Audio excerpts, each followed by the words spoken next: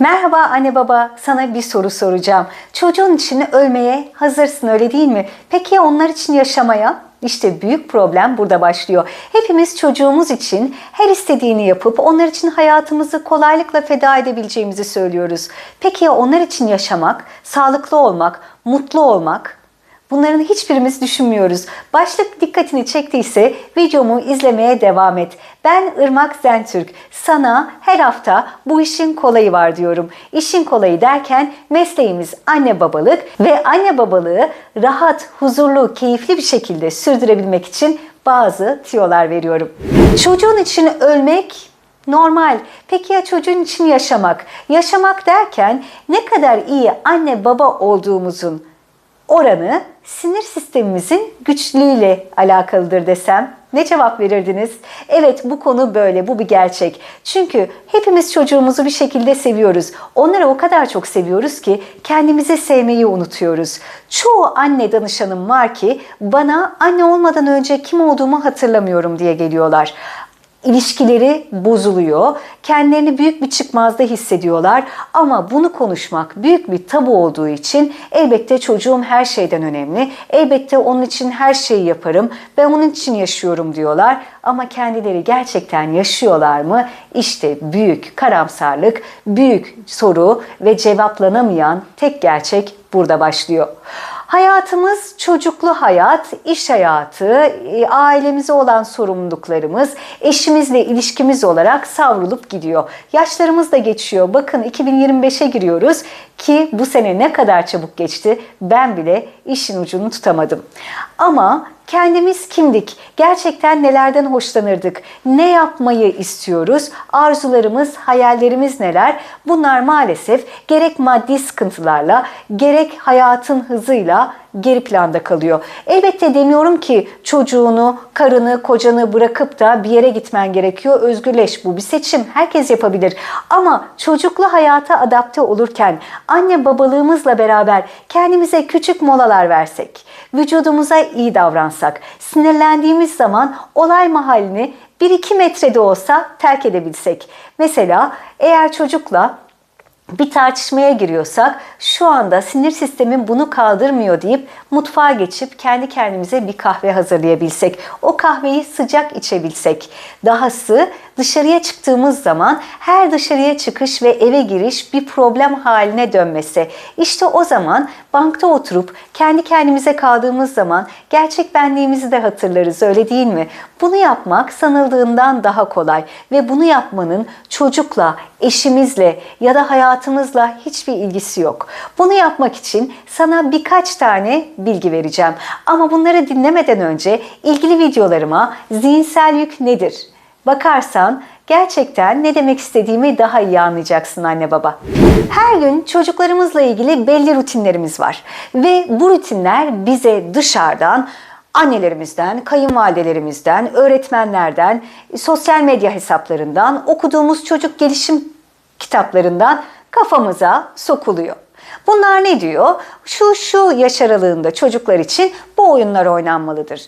Bu yaş aralığında çocukların bu oyuncaklara ihtiyacı var. Onları oyun grubuna ya da yaşına göre kreşe ya da yaşına göre parka götürmemiz gerekiyor. Şu saatte uyumaları gerekiyor ve bu saatte kitap okunmaları lazım. Evet, çok doğru. Hepsinin buna ihtiyacı var ve çocukların önemli bir şekilde iyi, harika gelişimlerini sürdürebilmeleri için bunları anne babaların desteğiyle yapmaları zaruri.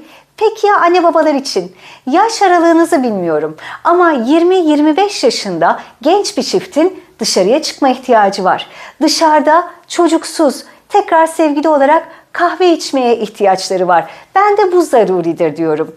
Ya da çocuk odasında sakince oynarken göz teması kurmaya ihtiyacınız var. Yaşınız bir tık daha büyüdüyse 30-35 diyelim, yalnız bir şekilde bir film seçip bunu izleme ihtiyacı var.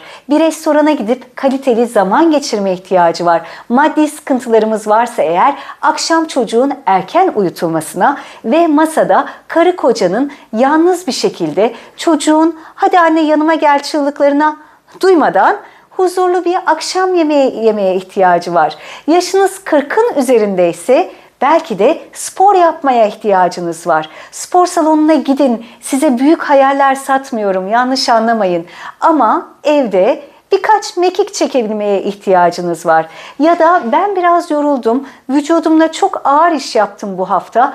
Lütfen yardıma ihtiyacım var deyip bir arkadaşınızla kahve içmeye ihtiyacınız var. Şimdi bütün hayatımız çocuğun gereksinimleri, onun sağlıklı yaşamı, onun sağlıklı gelişimi üzerine dönerken kendi yaşımıza uygun sağlıklı gelişimimiz için neden olacak, bize faydası olacak şeyleri görmezden geliyoruz. İşte buna ne yapıyor? Mutsuz anne ya da mutsuz baba yaratıyor. Ve biz çocuğa ne verirsek verelim onları pek de mutlu edemiyoruz. Çünkü her yerde söylenen aynalama yaptıkları zaman mutlu gözükmeyen ebeveynlere sahip oluyorlar. Sıkışmışlık hissiyle sanki en ufak bir kapriste of pof diyen patlamaya hazır bombalar haline dönüşüyoruz.